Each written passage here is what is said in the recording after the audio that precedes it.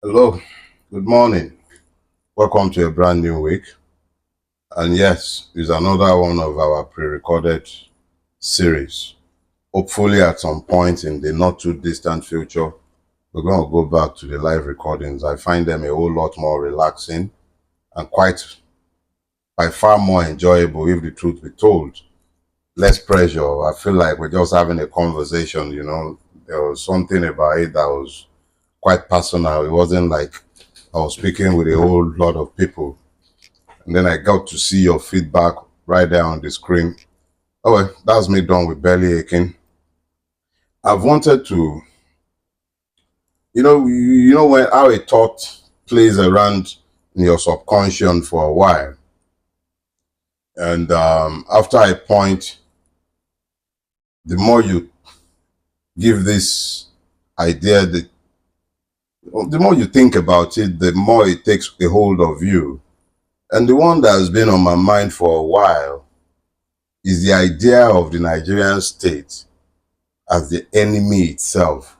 Because you know how you constantly bemoan your fate in this country, you're constantly complaining, this is not working, that is not working.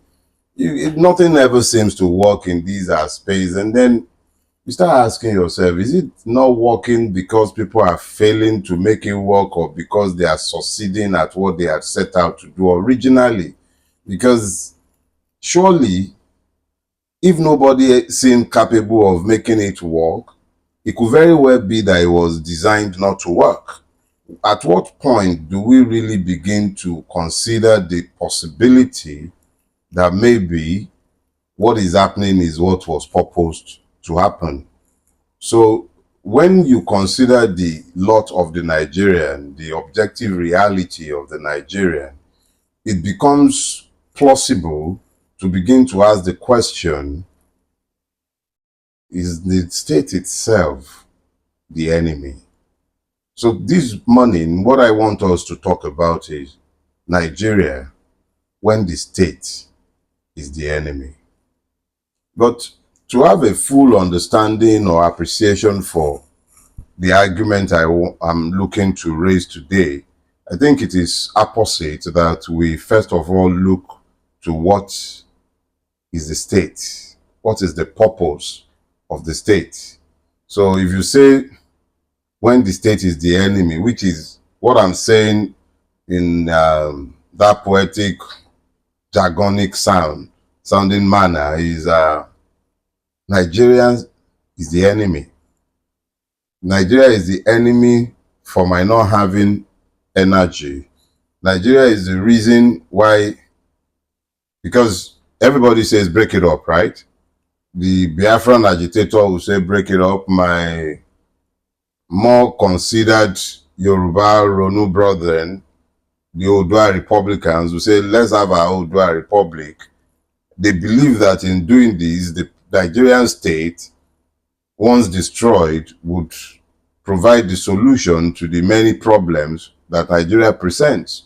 So in this ethnic utopia that we would have successfully built by breaking up Nigeria, which is the enemy, we would then have all these problems disappeared, proving the thesis that Nigeria is the enemy.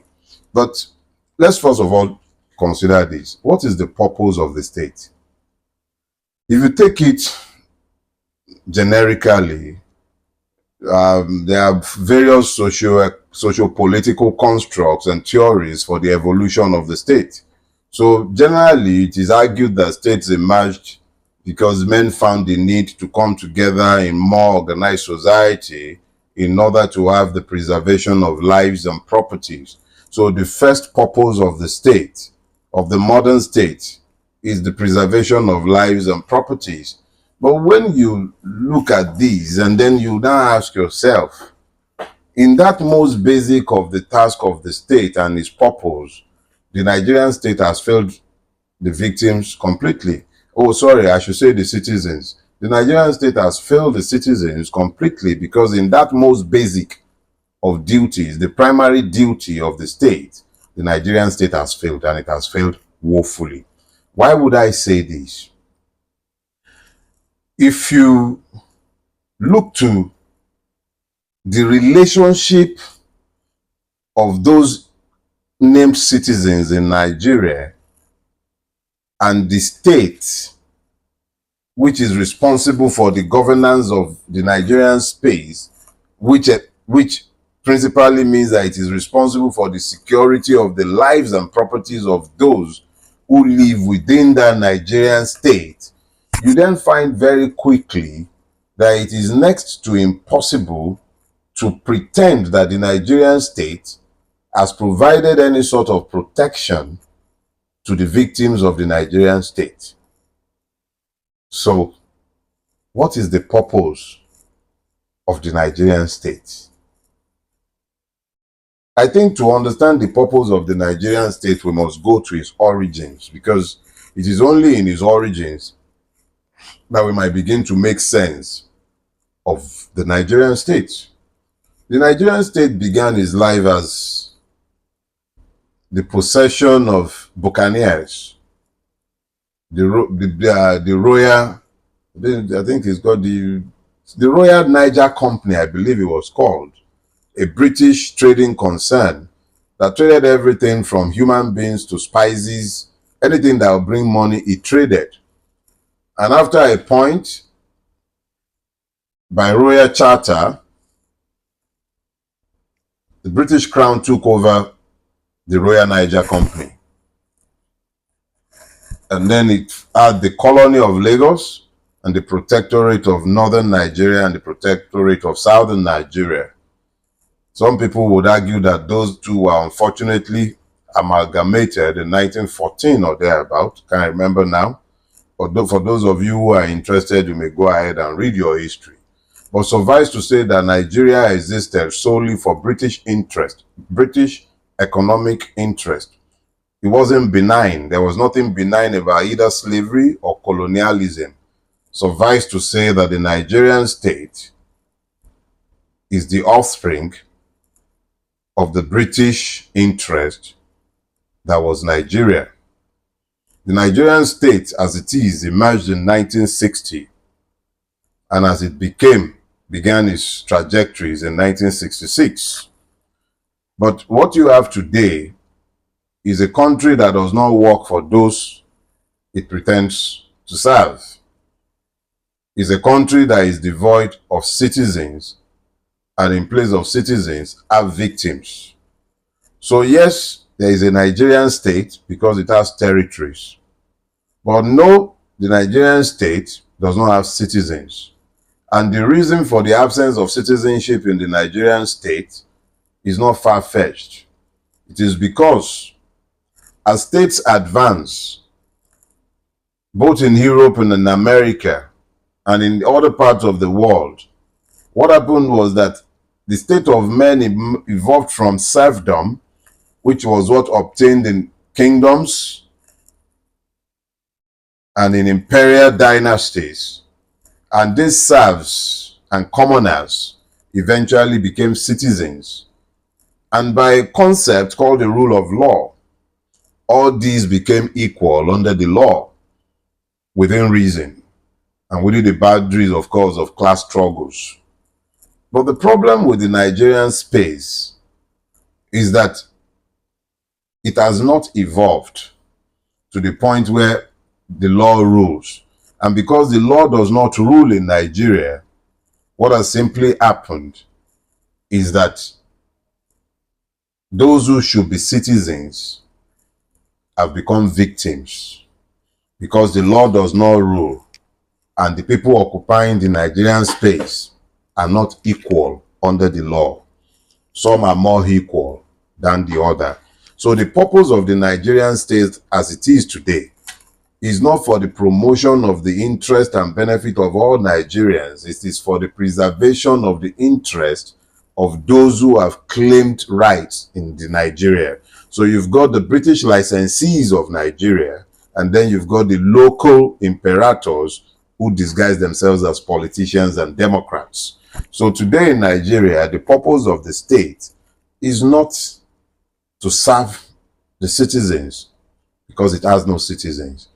It is simply to entrench the interest and protect the interest of those who pretend to rule Nigeria. Now, a lot of people would argue this, but remember that my key thesis is to show you that the Nigerian state itself is the enemy. This is not to say that I subscribe to the advocacy of the separatists, but I believe that even for those of us who wishes to preserve this geographical space known as Nigeria, we must understand the nature of the struggle that we have in front of us. What are the design intentions? If you have a system of governance unyoked to law that has now created 37 states, because that is the net effect of the enthronement of Mr. Bola Ahmed Tinubu, Abuja is more or less your 37th state. How they'll deal with that incongruity later on is entirely up to them. But key these in. You have 37 centers of power at the state level. Each one of these 37 centers have multiple local government units beneath them. Altogether, you've got 774 of those. And then you've got the behemoth known as the federal government of Nigeria, which takes in every benefit and then dispenses based on more or less a sultan emir arrangement up and down the length and breadth of the country. In the midst of all of these, the interest of those who occupy these power sharing centers, which are more or less money dispensing centers, matters by far more, and it is the entire raison d'etre of the state. The police, the army, every law enforcement agency, in the absence of the rule of law, have been repurposed to preserve these persons in power. And they would even occasionally do battles in the services of these persons. So you can think back to the Yaya Bello EFCC drama, where policemen protected Yaya Bello from the EFCC. You get it? Yeah. So in the absence of laws, these have dissolved into private armies that sometimes work at opposite ends of each other. So when you now begin to look at the choices being made by these multiple money dispensing units, you find very quickly that they work in tandem to ensure that the people are kept ignorant. Because it is in the liberation of the people's minds that questions will be asked of their enslavers. So the first thing about which almost all the ruiners of Nigeria are agreed is the need to keep the people stupid. By a combination of deliberately weaponized ignorance, which means that the state deliberately ignores to train the minds of those it calls citizens, or it deliberately miseducates them, indoctrinates them, so that they might embrace hatred in place of reason, with the active participant of the religious class who have become glove-in-hand partners of those who are ruining the country whilst pretending to rule it. What you then find is that the seat of creativity in man, his imagination, is held captive and bound by ignorance, deliberate miseducation, and religion. Now, if a man believes that his problems will be solved not by his physical exertion, but by praying to an invincible God to do for him what he has been blessed by the same God and equipped to do for himself, it becomes easier to keep such a person in poverty. So he prays his way into poverty whilst giving to the pastor and the imam to enter into prosperity. He refuses and he abdicates the use of his brains so that he might be dictated to by others in the name of God. So you weaponize ignorance using religion as fuel, and then you weaponize poverty, because a man who is ignorant and incapable of using his imagination is already doomed to poverty. And this is what has been done to the Nigerian.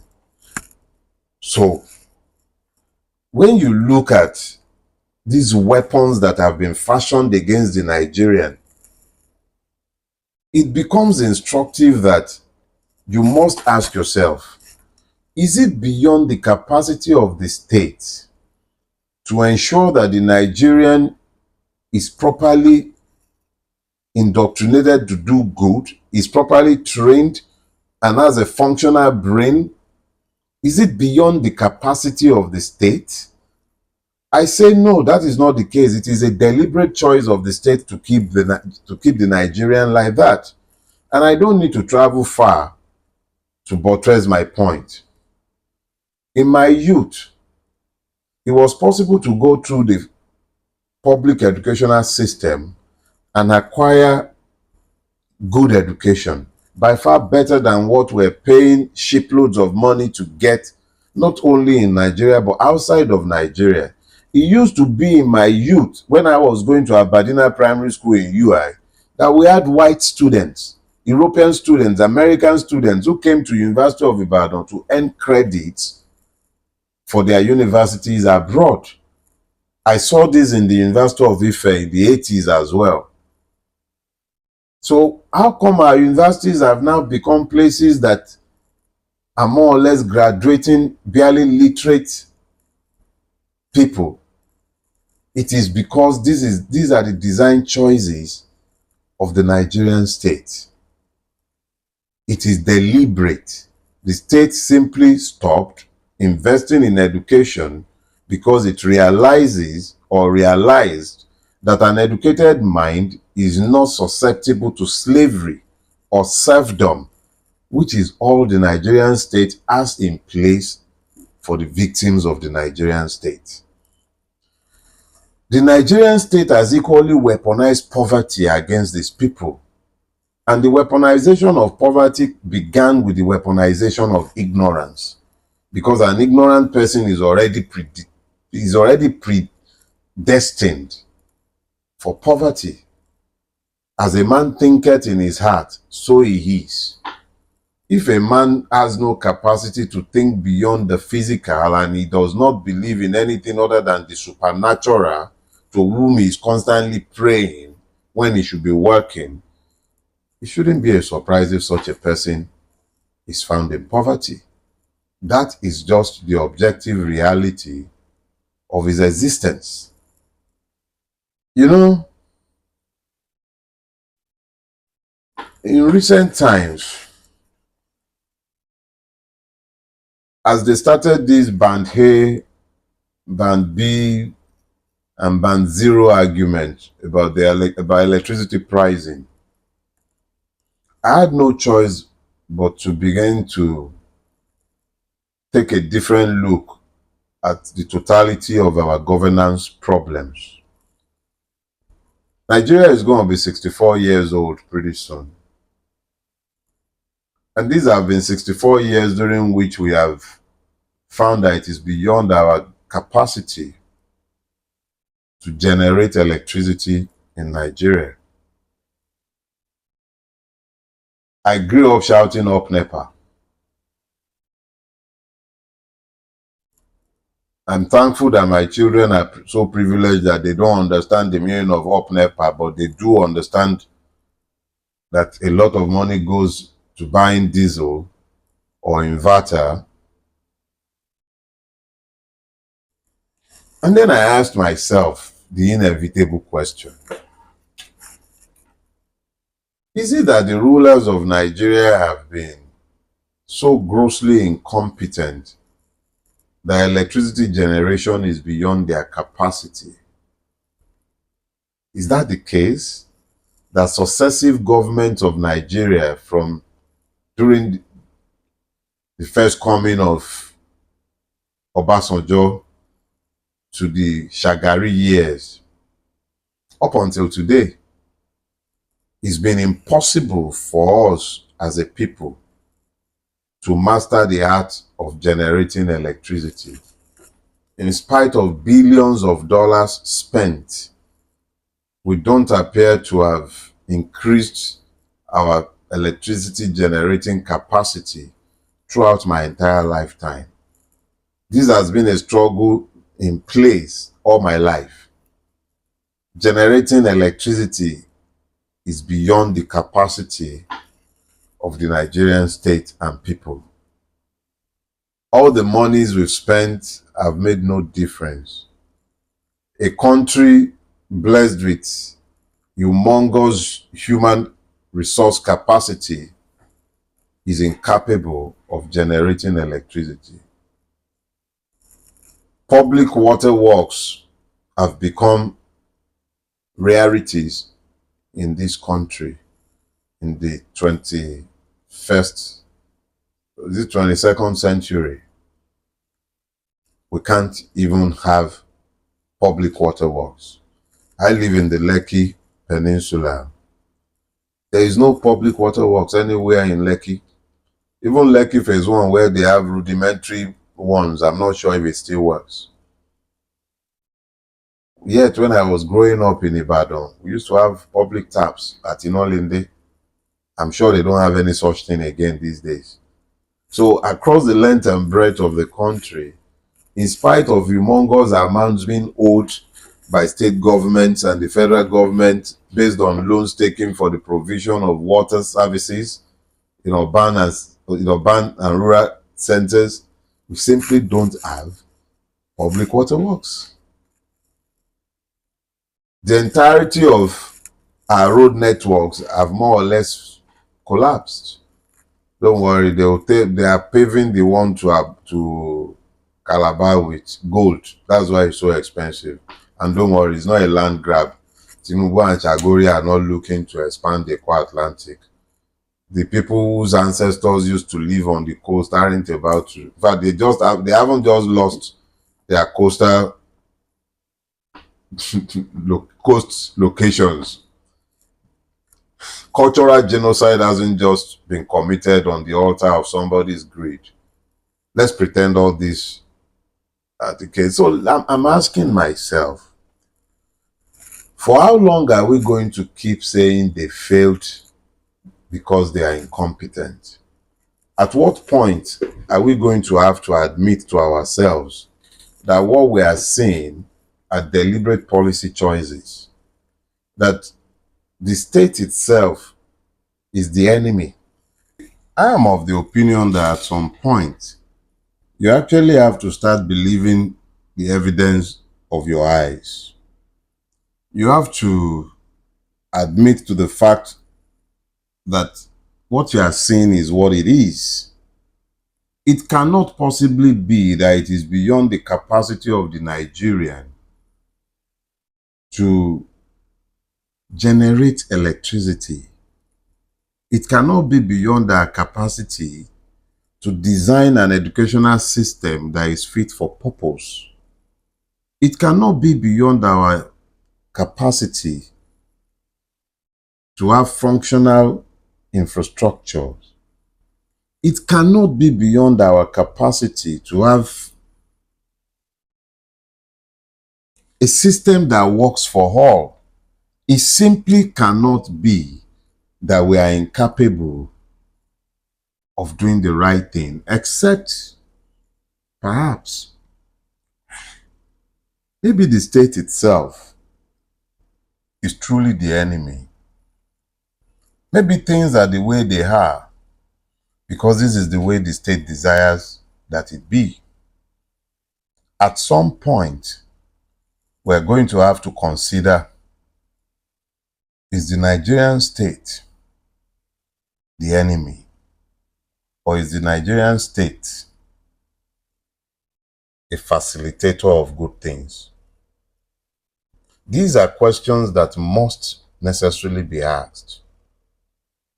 I have come to the conclusion that the Nigerian state is the enemy because its design intention and choices have not been made with the people's welfare as the overarching interest or the reason that has governed these choices. As far-fetched as it might seem, It is my argument that the Nigerian state is the enemy. Do try your best to enjoy the rest of your week. May the grace of God guide us through this week. See you next week. I've had a few interruptions here and there. NEPA doing its thing. But it is what it is. We'll keep soldiering on. And you soldier on through this street as well. This week as well. By the way, Nigerian police, when are you going to let go of Mazi? He's just a journalist. Why should speaking the truth become such a dangerous endeavor in this place called Nigeria? Why? Speaking the truth or reporting the truth is not an offense. Fisayo Choyombo did his expose on the custom services. He's been busy chasing the poor boy up and down the place. Why should telling the truth become a dangerous endeavor? Why is it that in this country, the witch is rarely ever haunted? It is those who are pointing out the witches that becomes witch haunted. The Nigerian state is the enemy. Have you blessed weeks. Bye-bye.